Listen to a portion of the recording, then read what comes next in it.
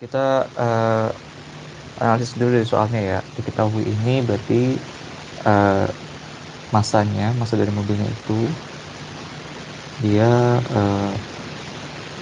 1.100 kg dengan kecepatan 20 meter per second. Nah, tiba-tiba drivernya ngerem dengan gaya 4 kN. Jadi F-nya itu 4 kN. Nah, yang pertama, yang A. What is the acceleration or deceleration of the car? Berarti dia nyarinya itu A ya, akselerasi. Nah, ini kita pakai rumus ini aja, F dengan N kali K. Jadi biasa. Nah, buat nyari A ya udah langsung aja F per N.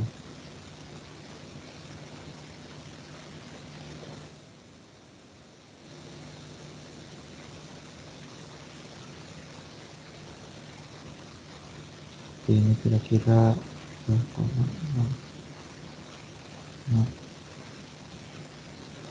Nah, ini kan dia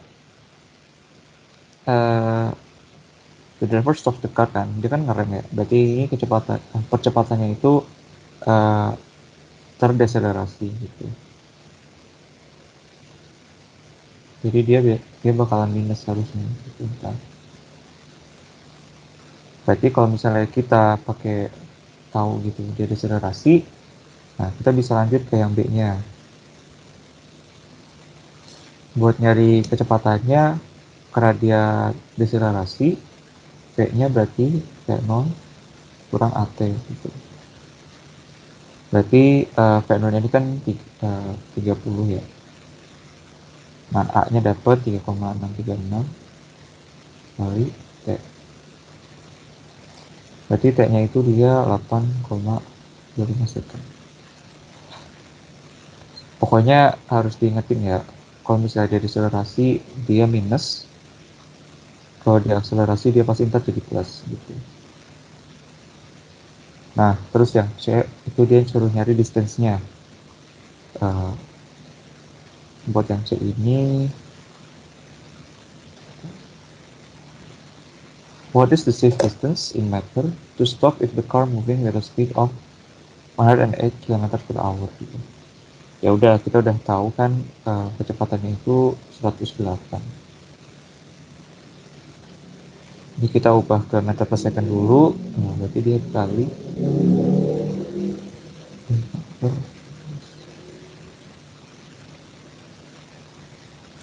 Nah, buat nyari S-nya, jaraknya, ya sama kayak tadi, kayak rumus biasa, VT. Karena dia deselerasi, dia jadi VT nih setengah ATK. Gitu. Berarti dia 30 setengah kali 3, jadi 8,25 kuadrat.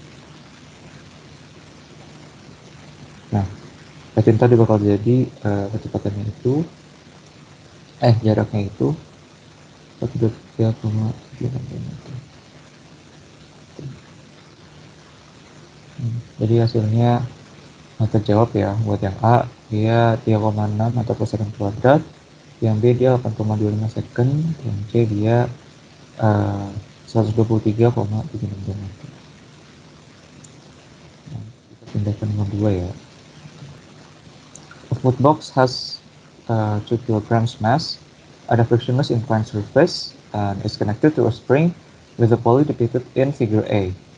The inclined surface makes an angle to be theta equals 40 degrees to the ground. When the spring is stretched, the box is released from the rest. The spring constant is 120 Newton per meter, and the pulley is massless and frictionless. Yang pertama, kita harus cari the speed for the box when it slides 10 centimeters down, and the distance of the box after sliding down the point when it is released before it stops the movement. Ya udah, kalau kayak gini kita analisis dulu ya soalnya. Diketahuinya tuh ada apa aja. Bisa dilihat masanya itu 2 kilo kan, masanya 2 kilogram,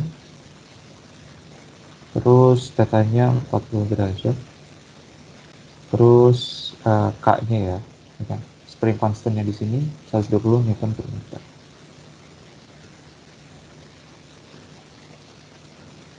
Nah, sekarang kita harus cari kecepatan dari the box, kecepatan dari kotaknya ketika dia turun atau slide down berjarak 10 cm. Ini berarti kita pakai ini aja, gabungan dari energi potensial.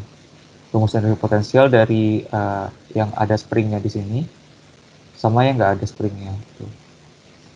Berarti kita analisis dulu energi potensial yang di sebelah sini ya. Ini dibilang energi potensial inisial ya. Kalau ini kita anggapnya dia energi potensial spring.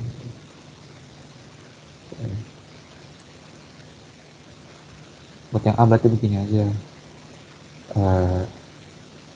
Energi potensial pertama atau inisial 2, ini berarti rumusnya ya biasa lah ya. Mg D singkat K. Mg D singkat K. Nah, di sini kan jaraknya tadi 10 cm ya. Jadi berarti kita harus masukin aja masanya 2 kilo dikali G-nya 9,8, 10 cm kita jadi meter jadi 0,1 meter kali sin 40 derajat. Nah, berarti ntar hasilnya bakal jadi 1,26 joule.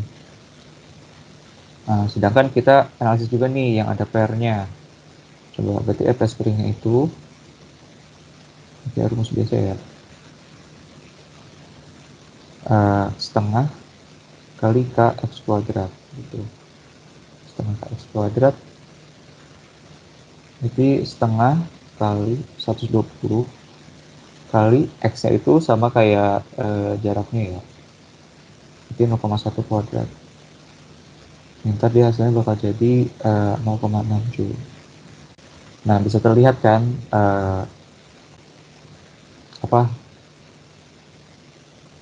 semua dari energi potensial totalnya itu dia itu lebih besar pada energi potensial dari pairnya. Hal ini kenapa? Karena energi potensial yang I-nya ini itu dia sebenarnya gabungan dari energi kinetik sama energi potensial dari springnya. Nah, berarti FPI dengan spring tambah EK gitu. Nah, udah dapet kan tadi ini FPI-nya 1,26 sama dengan 0,6 tambah EK. Nah, EK ini dia kan setengah MV kuadrat kan. Nah, dari ini ntar kita bakal bisa dapat kecepatannya. Setengah MV kuadrat sama dengan 1,26 kurang 0,6.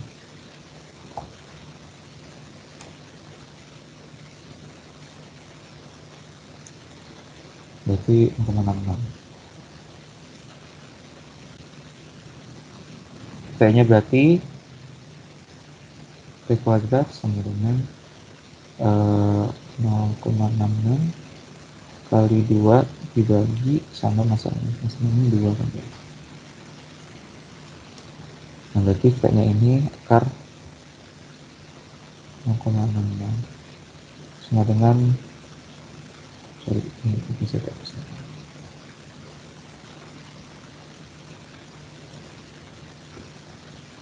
Berarti dia 0,81 diusahakan.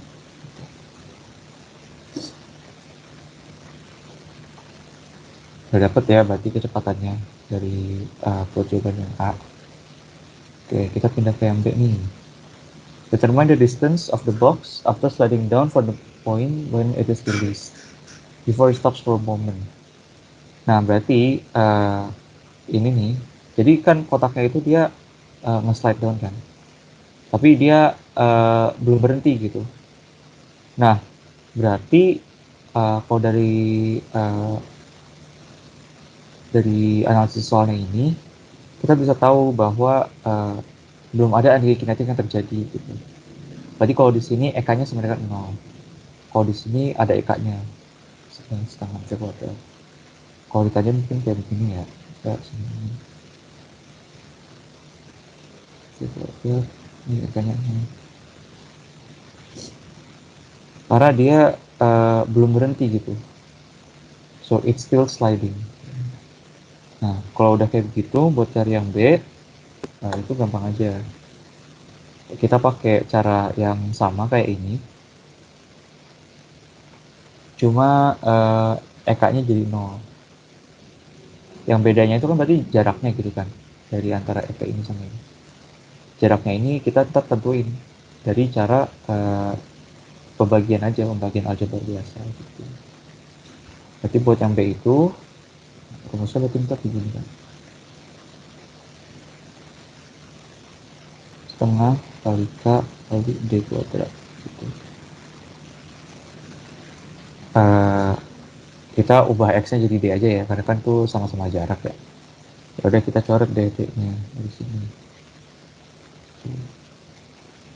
Berarti hasilnya 2 kali 9,8 kali D 40 setengah K. Nanti D-nya itu sama dengan K kali 2 kali 2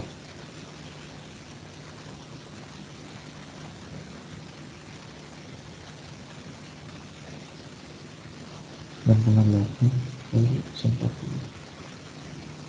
Kalau dihitung-hitung ntar hasilnya jadi 0,21 meter gitu. Ya intinya kalau misalnya dia udah tahu jaraknya gitu kan, dan dia itu sempat berhenti, itu kita take into account the kinetic energy. Nah kalau ini before it stops to moment, berarti kita bisa tahu energi kinetiknya itu sebenarnya 0 gitu. Ya, lanjut. The young boy has 40 kg of mass playing with a skateboard with his two hands holding a 5 kg load respectively. The skateboard mass is 3 kilograms. The initial position of the boy is at rest, of which V1 equals 0. And then he throws the loads one by one with speed of 7 meters per second respectively, relative to him and the board, which are moving too. Assume there is frictionless between the board and the floor and no rotation. Nah, dari sini kita harus cari tahu V1 ketika dia lempar dari first load dan kedua dari yang second load. Kalau ini pakai ini hukum kekal momentum kalau yang ini nih. Karena ya kelihatan lah ya di sini ada dua benda dan dia punya kecepatan yang berbeda-beda dan massa yang berbeda-beda juga gitu. Udah kelihatan dong ya dari variabel-variabelnya itu mirip sama hukum kekal momentum. Jadi kita langsung masukin aja ya buat yang nomor 3 ini diketahuinya ada massa dari the boy ya, massa boy.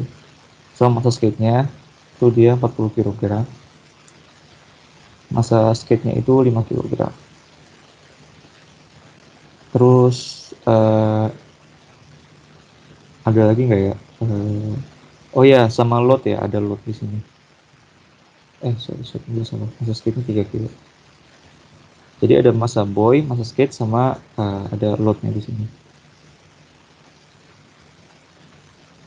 Jadi kita ada 3 variabel massa yang harus kita take into account. Berarti buat anak itu dia 5 kg ya. Dan di sini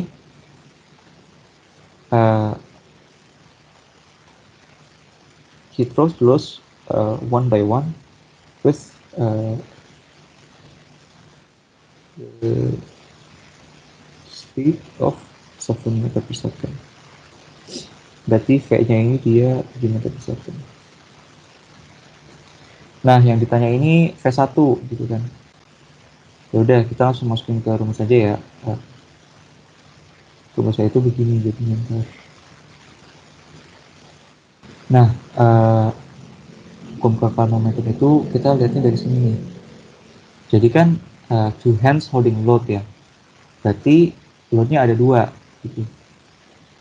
Berarti ntar masuknya ini begini. Masa dari orangnya, masa dari boynya, tambah masa dari skate-nya, tambah 2 dari masa dari load-nya. Karena kedua tangannya ini dia megang 5 kaki. Jadi totalnya ada 10 dari 5 tambah 5. Ini dikali sama V. V ini berarti yang V yang biasa ya. Nah, habis itu kita bisa dapat nih sama dengan buat dapat M1-nya itu kalau buat V1 itu kan dia lempar dan dia melemparnya tuh satu persatu gitu kan. Nah, berarti bisa ada 2 kemungkinan gitu. Buat yang satunya itu pas masih bolanya masih ada di tangannya, dan yang kedua itu bolanya udah kelempar gitu. Berarti momentumnya itu bakal ada tempo tambah masa dari skate-nya tambah masa dari load-nya, jadi V1 tambah masa dari load-nya kali V itu. Nah, bisa dilihat kan gitu, after rolling the first load berarti ini kan masa dari boynya sudah. Kalau ini dia bolanya udah kelempar.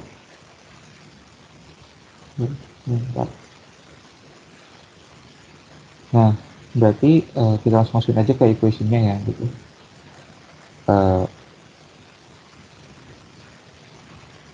MB berarti ntar dia bakal jadi begini.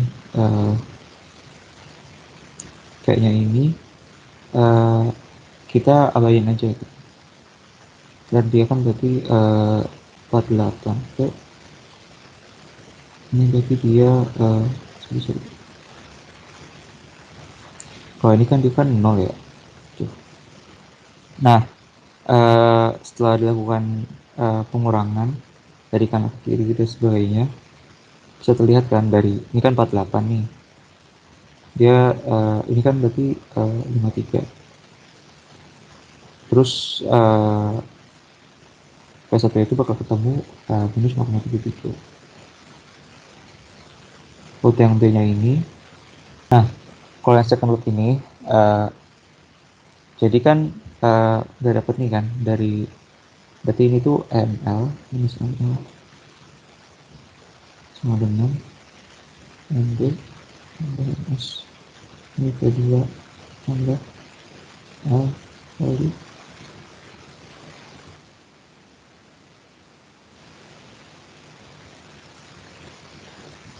minus 0,73. Ini berarti dari V kurang V1. Nah, ntar hasilnya bakal jadi begini. Yang 3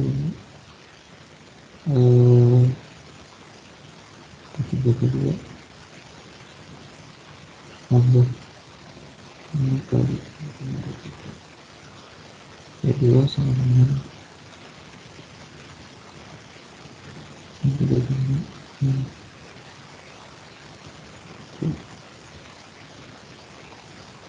pada satu bakal jadi. Oke.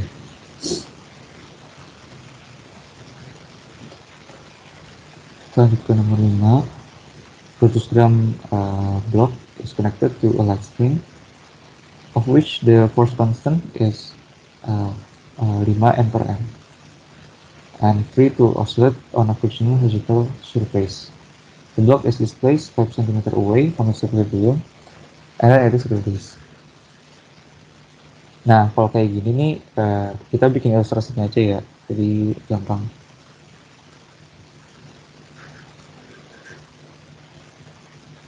Nah, jadi kita ada tembok nih, kita terikat sama pair,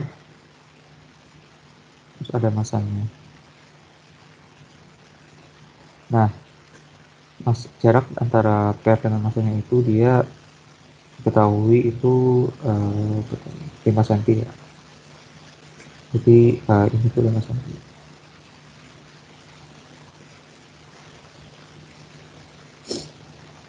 Equilibrium itu maksudnya yang titik tengahnya ya, mungkin gua kurang. Jadi dari pairnya itu kan di sini dilihat nih, the block is displaced 5 cm away from its equilibrium and then is in this. Equilibriumnya itu kita lihatnya dari pairnya ini. Nah, dimana di pairnya ini x sama dengan 0. Nah, jarak dari antara kotaknya ini ke pairnya ini di titik equilibrium ini itu dia 5 cm ya. Dan terus masanya ini dia 200 gram. Terus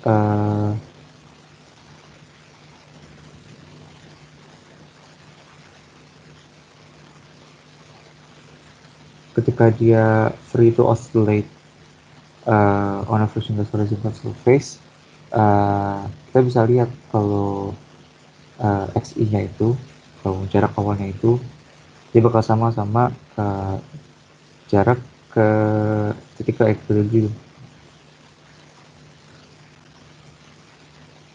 Atau bilangnya gini aja deh. Ini gua sebut A. Tuh. Nah, berarti ntar X-nya itu bakal sama.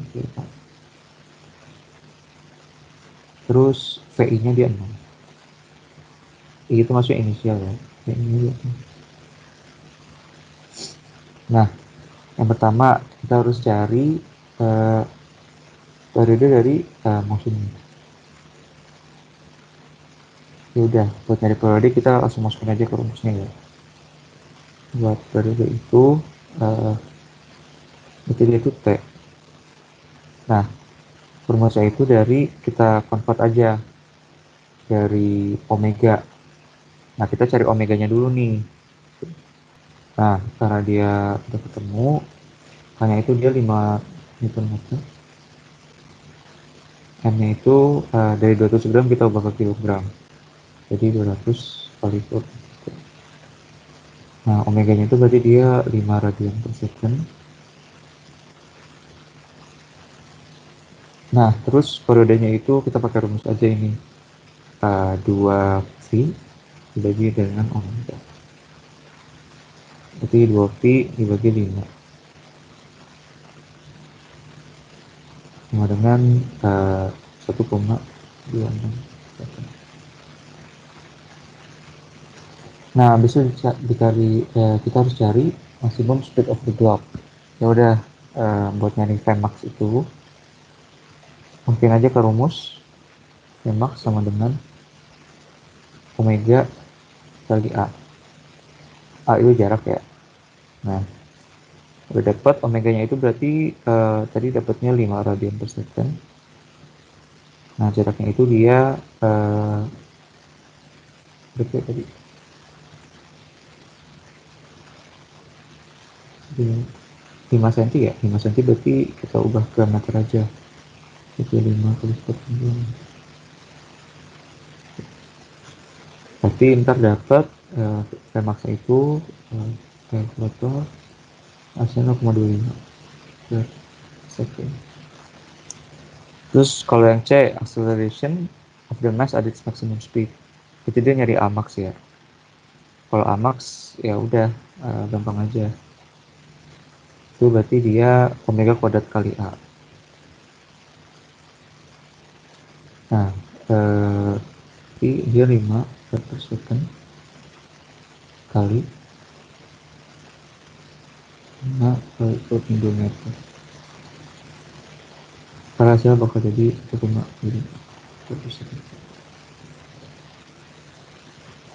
Nah, udah dapat T, Vmax sama Amax. Sekarang kita yang D. We need to express the position, velocity, and acceleration as functions of time in SI units. Nah, ini kalau kalian ingat ya, dari ini aja sih sebenarnya. Yang kalau position itu berarti dia X, velocity itu V, acceleration itu A. X itu dia A cos omega T tambah epsilon. Coba ya kita langsung kerjain aja ya. Nah, kalau yang D ini, X itu A cos omega T tambah Nah, kita udah tahu kan, uh, kalau misalnya dia tuh lagi nol ya, karena dia itu apa, free to oscillate on a frictionless vertical surface. uh, Berarti kita bisa tahu kan kalau misalnya x itu terjadi ketika x itu x0. X0 itu berarti dia sama dengan cos alpha kan gitu. Jadi epsilonnya berarti 0. Nah, udah dapat epsilonnya itu 0, berarti kita langsung masukin aja ke pesanan baik tadi dengan a cos kali omega t tambah 0. Nah, ya udah deh, a-nya kan tadi kita dapat 0,05 cos. Nah, omega itu 5 kan tadi, 5. Oke, gitu. Terus buat yang V itu dia bakal jadi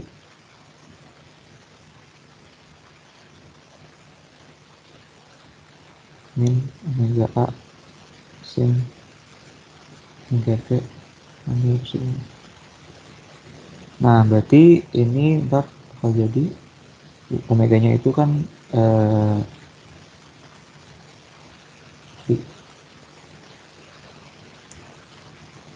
udah dapat kan tadi omeganya itu 5 rad per second kali 0,05. Ini minus ya, sin omega T tambah 0. Berarti min 0,25 sin 5T gitu. Terus buat yang A itu min omega kuadrat cos omega T tambah epsilon. Nah, berarti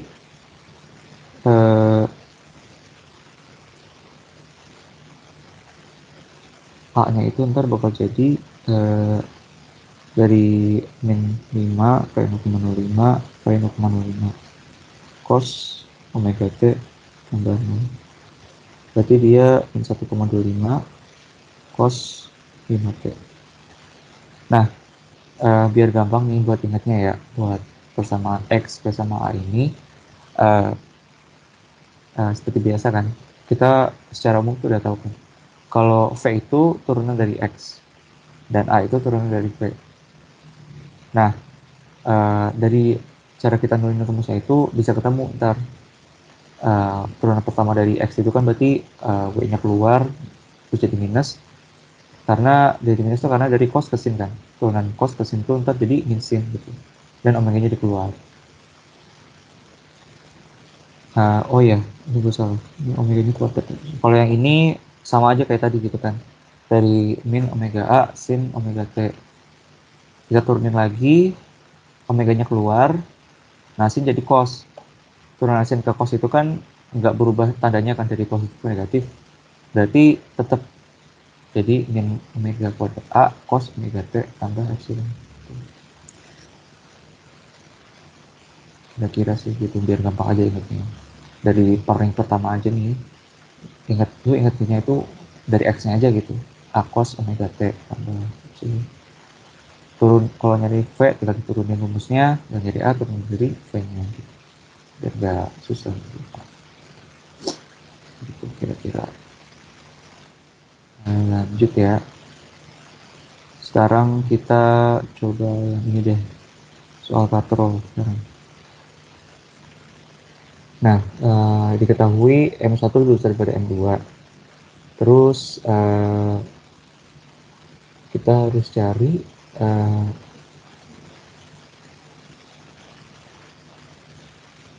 kecepatan translasi pada masa as each other and find the angular speed.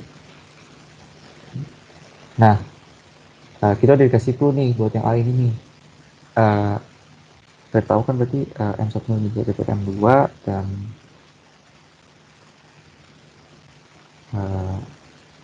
kita harus cari berarti yang ini. Kita pakai rumus conservation of energy, di mana energi kinetik itu bakal sama dengan energi potensial gitu. Nah, kalau katrol ini energi kinetiknya itu kita harus lihat 3 sisi gitu. Energi kinetik dari beban 1, energi kinetik dari katrolnya, sama energi kinetik dari M2. Sama besarnya dengan energi potensialnya. Kita harus lihat dulu deh mana nih yang uh, buat yang M1 katrol sama M2 gitu. Nah, buat energi kinetik itu kita jadinya tuh buat yang massa 1, energi kinetiknya itu bakal jadi setengah M1 V kuadrat itu ditambah setengah M2 V kuadrat dari massa keduanya, dan jangan lupa setengah I omega kuadrat. Tuh.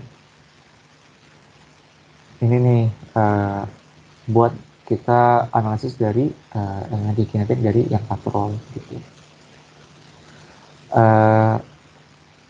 Oh iya, jaraknya itu 2H ya, jaraknya 2H. Nah, jarak 2H ini bakal bantu banget buat di energi potensial gitu. Nah, kita anggap ini H ya, 2H. Sedangkan kalau ini kita anggap Y.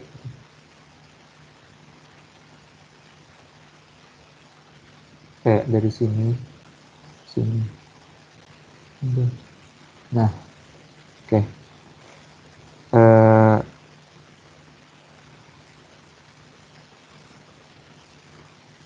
Nah, kalau misalnya jarak dari katrolnya itu dapat 2H, kita asumsi aja gitu, jarak buat katrolnya itu dengan Y. Gitu. Nah, ntar Y-nya itu bisa tersubstitusi dengan H. Kita anggap berarti begini, sama dengan M2 kali, sorry, M1 ya, 1, ini kita tekan 1 juga gampang deh. M1 kali G kali 2H. Tuh. Nah,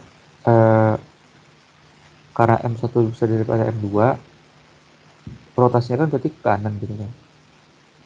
Buat di energi potensinya itu, angkanya itu bakal jadi minus. Gitu. Jadi, berlawanan dengan energi kinetiknya. Jadi tadi bakal jadi minus M1 kali G kali, nah ini nih, M1 kan kita tahu dia jaraknya 2H dari sini. Tuh, dari sini. Nah, buat M2 ini jaraknya berapa gitu kan. Nah, buat M2 ini kita anggap ini kan tadi sebagai Y gitu kan. Kita anggap jarak dari katrol itu berarti Y gitu. Nah, berarti jaraknya itu bakal jadi 2H min Y. Tuh, buat yang M1-nya. Dan jadi kayak kita analisisnya itu M1-nya itu ketika dia di bawah, terus agak ke atas sedikit sama dari M2-nya. Dimana tinggal dikali sama G sama G. Tuh. Nah, dari equation ini kita bisa bikin persamaan buat V-nya. Sebelumnya itu, biar kita dapat variabel V-nya, kita kali aja nih sama omega-nya itu kita ubah gitu kan. Jadi kan omega itu kan V per R gitu kan. Nah, ini jadinya bisa ntar dapat V-nya itu berapa nantinya gitu. Jadi tadi bakal jadi begini, setengah M1 V kuadrat, setengah M2 V kuadrat, tambah setengah kali I kali V per R kuadrat gitu kan. Nah, dia sama dengan M1 GH min M1 G kurang Y min M2 G Y. Nah, kita sederhanin lagi equationnya, setengahnya kita bawa ke depan. Terus V kodenya juga kita bawa ke depan gitu kan. Karena kan ada 3 variabel yang sama nih, kayak V kuadrat sama setengahnya kan. V kodenya kita bawa ke depan, setengahnya kita bawa ke depan, terus kali deh M1 tambah M2 tambah I per kuadrat. Ini dia bakal sama dengan ya kayak yang di potensial tadi, 1 GY GH min M1 G 2 G min M2 GY. Nah, udah dapet begini, dapat V-nya kita tinggal bikin jadi akar gitu. 2H min M1 G 2H min Y min M2 GY. Jadi M1 plus M2 plus 1 per F.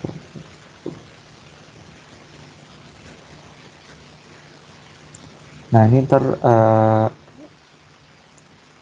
hanya ini bisa kita konversi lagi jadi Y, dari Y itu bisa kita konversi jadi H-nya lagi gitu. Jadi kayak kita substitusi aja. Nah, bisa kita sederhanain lagi H sama H. Nah, kita sederhanain lagi ya. Jadi itu sama dengan akar 2 1 GH min 2 GH per 1 2 per akar. Nah, karena M1 ada, karena ini sama ada M ya sama GH, kita bisa dapat expression buat kayaknya ini sama dengan akar 2GH dari M1 min M2 bagi 1 plus M2 plus I per R gitu. Nah, terjadi deh, terbentuk deh equation V-nya. Inilah, ini namanya translation speed. Kalau angular speed itu beda ya sama translation speed. Angular speed itu dia omega, translation speed itu dia nyari V. Kalau angular speed kan omega itu V per R kan. Nah, angular speednya berarti ntar dari equation ini kita dibagi R aja gitu. Karena disuruh cari expression doang, kita nggak dapat hasilnya berapa. Jadi kita dapat rumus akhirnya buat nyari V sama buat nyari omega gitu.